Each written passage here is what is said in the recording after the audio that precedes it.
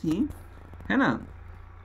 और शायद उस समय वो आपसे जब बात होनी थी उस समय पर वो अगर हो सकता है लाइट होती है, चार्ज होता मोबाइल, तो शायद वो भी होती संवाद में, है ना।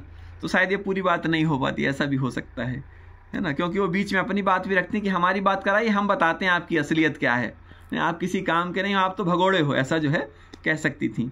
लेकिन मैं उनका बड़ा सम्मान करता हूँ, देवी रूप में देखता हूँ उनको। पहले अकेले पत्नी थी, अब वो देवी हैं, है ना। तो और बड़ी सकारात्मक थी आज वो। तो समझिए कि आप हर पल, जैसे कहते हैं ना कि तालियां, आज तो तालियां बज रही हैं, कुछ लोग बहुत अच्छे से सम्मान भी देते हैं, लेकिन इसके पीछे बहुत कष्ट, बहुत कठिनाई, तालियां वगैरह तो कहीं दूर दूर तक नहीं थी। और जिसको मैं अपना कहूँ, ऐसे संभवतः एक भी नाम नहीं थे, है ना। हमारे साथ में अभी जैसे इजराइल भी बैठे, तो इनने पहली बार आश्रम में भंडारे के लिए टेंट लगाया था, है ना। वो इसलिए क्योंकि इनका कनेक्शन थोड़ा बचपन से जुड़ा हुआ था। हम इनको पढ़ाए हैं सरस्वती विद्यालय में, है ना। तो इनका अटैचमेंट कहीं ना कहीं मानसिक रूप से था। लेकिन जो समर्पण और जो भाव इनका आज है, वो बीच में बहुत निरंतर नहीं रहा।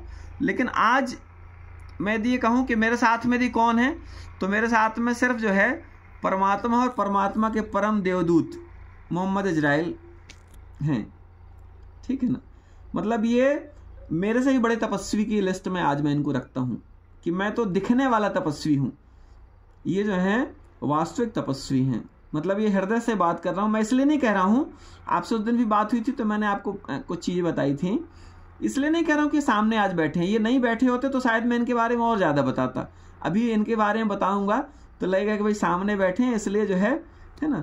लेकिन वास्तव में, और इनने जो साथ दिया, आज मैं आपके सामने जो संवाद कर पा रहा हूँ, ये भी इनकी ही योजना और इनके ऊपर जो परमात्मा ने इनको आदेशित किया।